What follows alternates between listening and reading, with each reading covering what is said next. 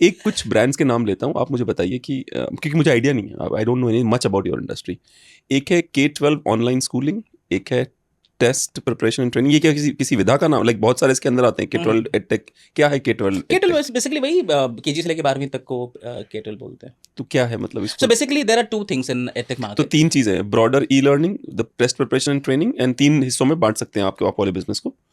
हाँ, अगर मोटा मोटा अगर आप हम्म, देखोगे तो 2-3 तरह की चीज़ें हैं। एडटेक को अगर आप देखो तो उसमें पहला तो आ जाता है कि आप एकेडमिक्स की तैयारी करा रहे हैं, तो जो ऑलरेडी स्कूल कॉलेज में पढ़ाया जा रहा है उसके लिए आप ऑनलाइन डिजिटल स्पेस में बना रहे हैं, जैसे जो बाइजू ने किया था बेसिकली, राइट। हम्म, तो Byju was more in like academic things, physics chemistry and all, ये सब ये लोग पढ़ा रहे थे।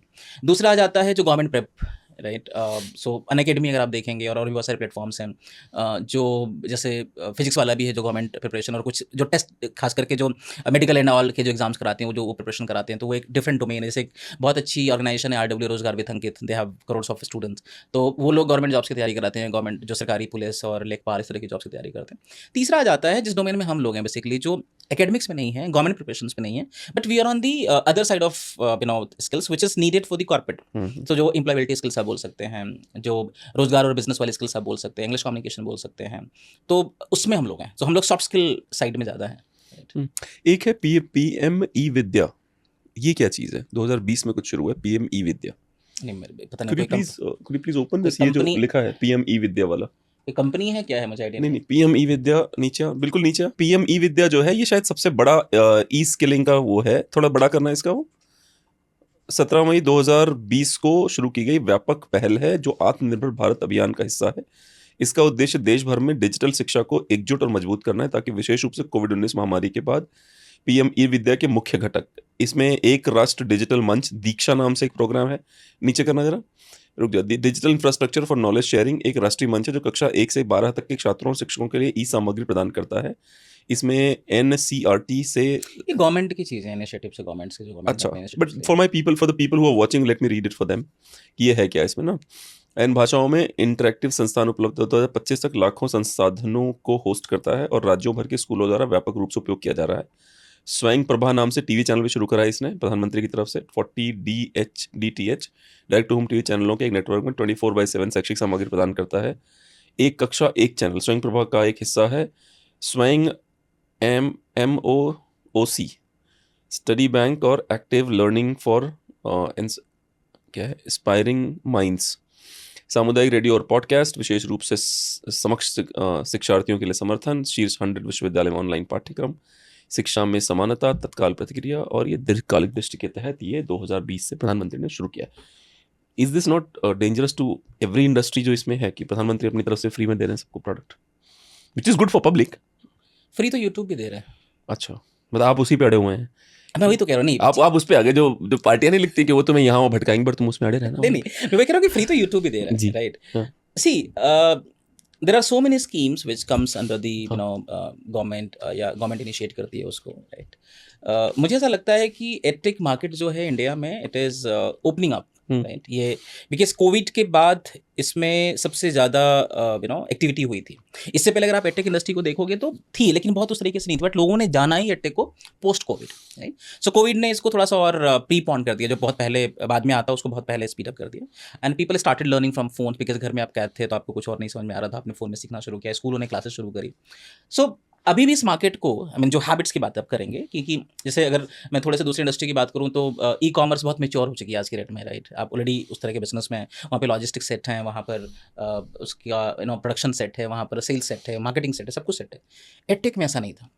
धीरे धीरे मेच्योर हो रही इंडस्ट्री, और जब कोई भी इंडस्ट्री अगर आप नोटिस करेंगे, जब थोड़ी मेच्योर हो रही होती है, उस प्रोसेस में होती है, तो बहुत सारे बंद होते हैं, बहुत सारे खुलते हैं। जैसे लॉकडाउन में बहुत सारी कंपनियां खुली थी जो एडटेक थे, जितने भी ट्रेनर थे सभी ने अपने कोर्सेज शूट किए और एडटेक कंपनी खोल के बैठ गए। बहुत सारे ऐसे, मेरे पास भी प्रपोजल आए थे कई हाँ, लोगों के। बहुत सारे ऐसे सास प्रोडक्ट्स टूल आ गए थे जो आपको एप्लीकेशन तुरंत बना के दे देते हैं, आप शूट करो, आप एप्लीकेशन में डालो और you are an edtech company. But maximum बंद हो गए लॉकडाउन खुलते, बिकॉज लॉकडाउन तक का तो प्लान था, उनके बाद का उसका कोई प्लान नहीं था उनको। सो मेरे ख्याल से इस तरह के जो इनिशिएटिव्स हैं जो गवर्नमेंट ले रही है, not only on the sites, also government is promoting online learning in universities also, कि आप ऑनलाइन क्लासेस ले सकते हैं घर बैठ के, जी जी। राइट। तो उससे क्या मुझे ऐसा लग रहा है कि being into the industry, government is helping your initiatives, क्योंकि वो उससे मार्केटिंग हो रही है, लोग और जान रहे हैं कि ये भी एक ऑप्शन अवेलेबल है। और मुझे ऐसा लग रहा है कि इस फ्री से हमारी मार्केट बढ़ रही है, हमें नुकसान नहीं हो रहा है, क्योंकि पॉजिटिव है आप। यूट्यूब पे तो सब कुछ फ्री है। मुझे एक बात बताइए, बाइजूस के साथ क्या हुआ, अगर आपको पता हो तो? ऐसा क्या हुआ बायजूस के साथ जो $16 बिलियन की कंपनी एक टाइम पे अपने आप को क्लेम कर रही थी, और फिर वो शायद क्रिस्टियानो रोनाल्डो को या मेसी किसी को उन्होंने हायर किया, एम्प्लॉयज़ को फायर किया, हुआ क्या उनके साथ में? बाइजू ना हमारे हमारे इंडस्ट्री की बोलते हैं ना बड़े जैसे बड़े पापा या दादा बोल लो, राइट? और वही फेल हो गए। वही फेल हो गए, राइट? मैंने भी रिसेंटली बाइजू के जो फाउंडर हैं तो उनके पोस्ट पे लिखा भी था इस चीज़ को। मैंने कहा मेरी ज़िंदगी की सबसे बड़ी परेशानी ये है कि मैं टेक फाउंडर हूँ, लेकिन परेशानी टेक फाउंडर होने की नहीं है। परेशानी ये है कि जब मैं किसी इन्वेस्टर के सामने बैठता हूँ, किसी और के सामने बैठता हूँ, जैसे मैं बोलता हूँ एडटेक में, तो सबसे पहले मुझे आपको डिफेंड करना पड़ता है कि भाई बाइजू के साथ क्या हुआ है, right? तो अगर आप इन्वेस्टर के पास जाते हो तो इसके लिए वो ज़्यादा इंटरेस्टेड आपके बारे में। तो ये ऐसी है ना कि जैसे या तो आप ही हमें कुछ टॉकिंग पॉइंट्स दे दो, राइट, कि ऐसे डिफेंड करना भाई। ऐसे डिफेंड करना है। सो बाइजू लीडर था, और बाइजू ने एडटेक को बताया। जैसे एक टाइम पे अगर आप नोटिस करेंगे तो विजय शेखर शर्मा पोस्टर बॉय हुआ करते थे स्टार्टअप के, और जब भी बायजू के जो ओनर है, नहीं विजय पेटीएम के, अच्छा पेटीएम, तो जब भी कभी स्टार्टअप की बात होती तो विजय शेखर शर्मा दिखते थे। तो बहुत सारे यूनिकॉर्न्स हैं इंडिया में। एडटेक में हमारे पोस्टर बॉय बाइजू के फाउंडर रविचंद्रन बाइजू रहे। और अभी स्थिति क्या है कि चूंकि वो बहुत अच्छा नहीं कर रहे हैं, you know he is bleeding like anything, और उसके बाद जितने भी और भी बड़ी सारी टेक कंपनियां जो बंद हुई, तो अभी हमारी इंडस्ट्री की स्थिति ये है कि एक तरह से बिकॉज लॉकडाउन में सबसे ज़्यादा जो पैसा इंडिया में आया था वो एडटेक कंपनियां लेके आई थी। अच्छा, राइट। और मुझे इंक्लूडिंग बायजूस, हाँ इंक्लूडिंग बाइजूस, और ऐसा मुझे लगता है कि सबसे ज़्यादा डुबाया भी पैसा। सो एक टाइम पे we were the darling, now we are the villain of the industry. But हाँ धीरे धीरे चीज़ें सुधर रही हैं, आई एम श्योर।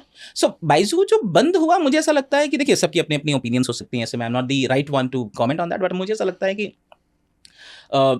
जो बाइजू का जो बड़े सारे ऐसे डिसीजंस थे जो मुझे लगा कि शायद मैं अगर होता तो नहीं करता। जैसे व्हाइट हेड जूनियर को शायद करीब 2200 करोड़ में खरीदा गया था, जो 18-16-17 महीने पुरानी कंपनी थी। अच्छा, इन लोगों ने खरीदा था। इसके अलावा उसकी तो चांदी हो गई, उसकी चांदी हो गई। अब यार काश आप लोग खरीद लेते हैं 2200 करोड़ में, आप मेरे पास इंटरव्यू नहीं आते। ऐसे कुछ और भी डील्स उस टाइम बाइजू बहुत एक्वायर कर रहे थे लोग, राइट। उनके पास बहुत पैसा था, बहुत एक्विजिशन था। दूसरा मुझे एक बहुत नाराजगी रहती है हमेशा बाइजू के केस में भी कि इनके पास खूब फंडिंग थी। इन्होंने फ्रेशर्स को भी खूब हायर किया, रूरल तक लेके गए, पहुंचाया हर किसी को, और ठीक ठाक पैकेज पे हायर किया। मतलब एक फ्रेशर को शायद उतनी सैलरी नहीं मिलती है नॉर्मल इंडस्ट्री में जितना बाइजू ने उस टाइम पे दिया। और एक टाइम पे अंदाजन क्या था रेंज? एक टाइम पे मुझे ऐसा लगता है कि जो फ्रेशर्स थे, जब कई बार हम लोग आज भी हायर करते हैं तो मोस्टली बाइजू वाले आते हैं। कोई 60,000 ले रहा है, कोई 70,000 रुपये ले रहा है, कोई 1 लाख रुपये भी ले रहा है। ओ भाई साहब। और उनकी एक्सपेक्टेशन वही सेट हो गई है। और जाहिर सी बात है, you are just a simple MBA, आप एक ठीक ठाक कॉलेज से या फिर नॉर्मल कॉलेज से MBA करके आ रहे हो, भाई मेरे पास तो बजट नहीं है, मैं आपको 60,000 रुपये नहीं दे सकता, या फिर मैं आपको 1 लाख रुपये नहीं दे सकता। तो जो एक्सपेक्टेशन थी, बहुत बार ऐसा हुआ कि आज भी कई बार हम लोग हायरिंग डालते हैं और मैं जैसे देखता हूँ कि बाइजू का बंदा है ना, तो मुझे लग जाता है यार इसकी एक्सपेक्टेशन बहुत डिफरेंट, टाइम वेस्ट नहीं करते। बहुत से लोगों को हायर किया और बहुत सारे लोगों ने जॉब छोड़ा, क्योंकि पैसा था तो आपने दिया। तो आप केवल कंपनी नहीं बंद करते हो, आप पूरी इंडस्ट्री बर्बाद करते हो, राइट। जब आप डाउन होते हो तो आप केवल आपका अपना नुकसान नहीं हो रहा है, आप बहुत सारे एम्प्लॉइज़ का नुकसान कर रहे हैं, आप पूरी इंडस्ट्री का माइंडसेट चेंज कर रहे हैं। तो मुझे लगता है कि बाइजू के साथ तो थोड़ा सा हुआ है।